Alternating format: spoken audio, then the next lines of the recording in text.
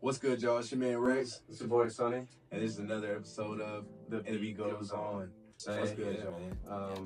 We had a tragic loss yesterday. A legend in the game. Fat Man Scoop, R.I.P. R.I.P. the legend.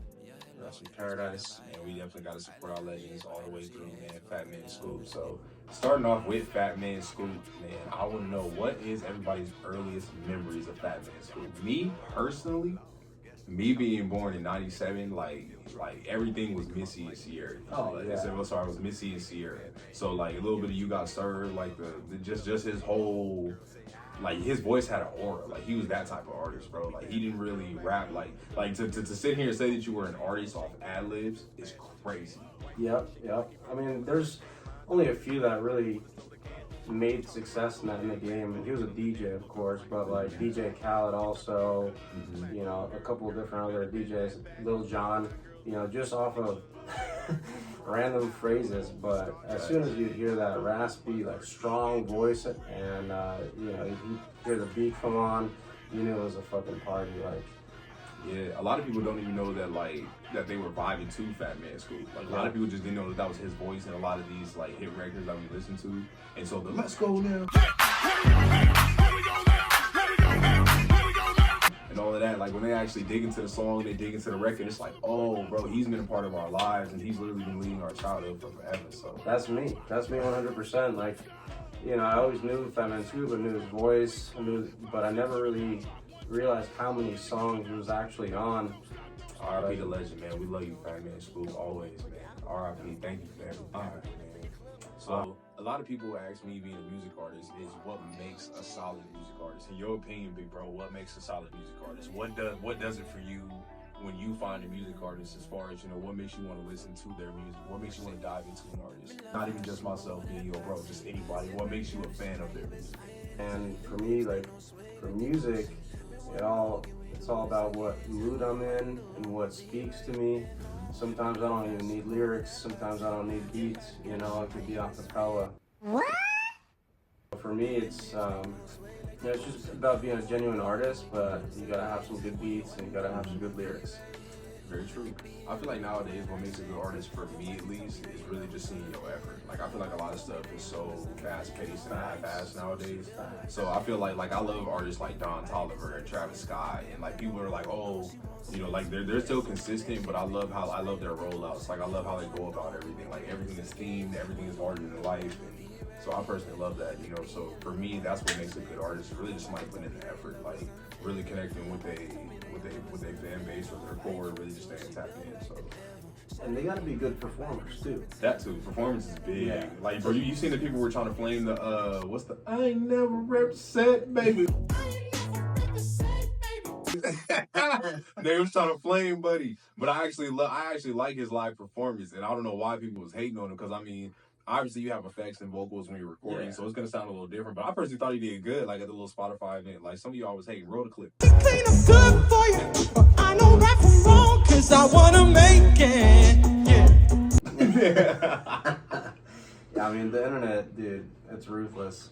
But yeah, I mean, the experience, for me, when I buy tickets to a concert, whether it be a smaller show, smaller venue, or a stadium, I want to make sure that I'm feeling it. And there's some artists, a lot of great artists nowadays, put on a whole movie while you're there.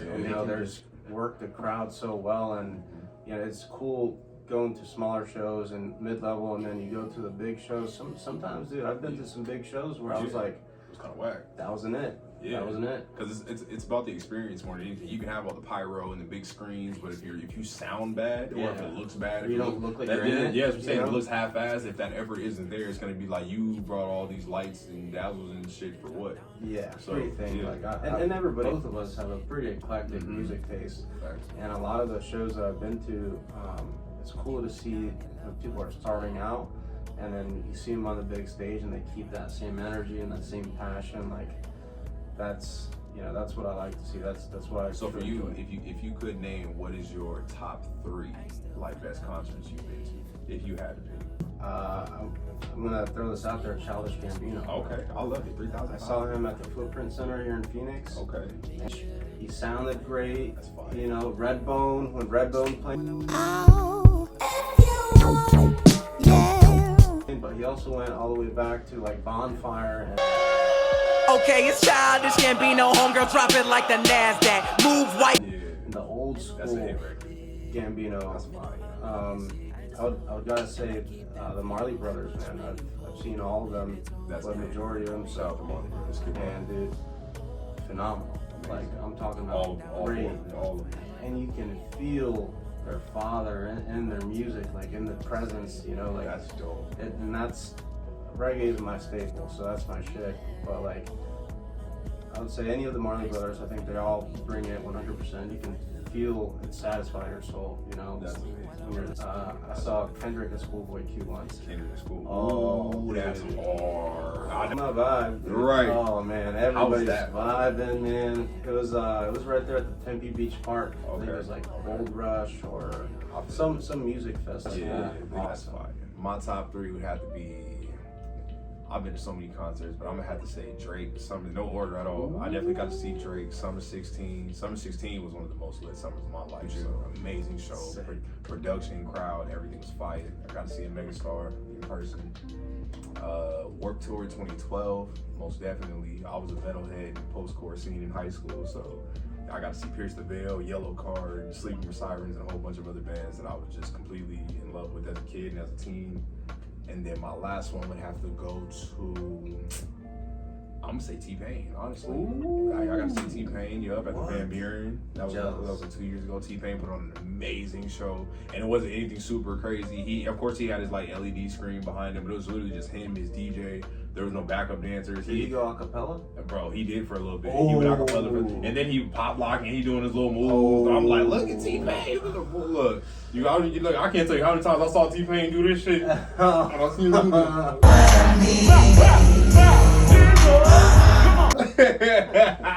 When I seen him do it, you feel me? But it was an amazing show, bro. Teddy Payne did his thing, man. Shout out Nappy Boy. That was fire. That's sick. Completely sold out. He shut it down, man. But yeah, the content's all about the experience, y'all. You feel me? Give people that effort, man. Come out and sweat with us. That's about it. Yeah, that's bonding right there. No Diddy. What did he say? Oh man, if you could live in any other country, let's just say everything just kind of went south. If you could move to any other country off the top of your head, where would it be and why? Well, I mean, First country off the top of your head. Jamaica. People say don't drive there, stick to the normal spots. Fuck that. I've been to Jamaica. I had fun. I don't know what they're talking about. Well, it gets dangerous in some spots, and just the driving there itself is crazy, man. It's like, it's like Grand Theft Auto, Vice City, San Andreas type shit. Dude. Cálmate, ¿qué es lo que te pasa? I don't even know if they have the road laws, but that part of the chaos. He don't mean no offense. No. You call it a GTA 5. I mean, like the crazy driving. There's no lanes. Dude. Yeah, there's none of that. Yeah, no. Yeah, exactly. You really just gotta know where you at. And there's like 18-wheelers, dude. You're going along the side of a mountain. There's an 18-wheeler passing you, like, what's up? And I'm like, oh shit. So it was scary driving it, but it was part of the thrill. What? Bro, what are you talking about, man? The people over there were absolutely amazing, dude. He said part of the thrill. It was, man, because like, I didn't know dying was a part of the thrill. My bad. Help me! Help me! I'm learning as I go. Well, I mean, we're here in the U.S. We're spoiled. We got a lot of Yeah, we stuff got a lot of that we don't even realize that we're privileged to have. But safety precautions being spoiled, though. yeah, It's like having cars without seatbelts. It's like I didn't think I was being spoiled because I wanted to be safe. but dude, amazing country. All the people Fire. were great. The food, and then you just get to meet so many different types of people because it's such a hub in the world. But just the vibe, man. Live Honestly, in any other country, off the top of my head, I would either say the UK or I would say either the UK or Canada on some real stuff. Like I need something that's like not. It doesn't have to be America at all. Like I'm all down for learning other people. Yeah, I'm all down for living. this is number one. No, I'm not even gonna say all that. Yeah. It's just like I'm all down for learning other people's cultures and you feel me, diversity. But I still need to live in a place where people speak, you know, English, and, you know, I can move around and do what I do. So it's just one of those things, you see what I'm saying, where I kind of, you know, still want to feel comfortable, but, you know, I still want to be out of my element. So I would say UK or Canada, you know, toss up. I haven't been to either one. You know, I've done a lot of traveling, but Me either. yeah, I definitely love to go out there and experience the culture. So, oh man, from what I was getting to it, the one topic that everybody has definitely been asking so far, what is the song of the summer? What song? Gene, we set it on fire. I got my answer. I definitely got my answer. Super got my answer. I'm gonna have to say Kendrick Lamar. What? Which one? Go ahead, say it for me. They Not Like Us.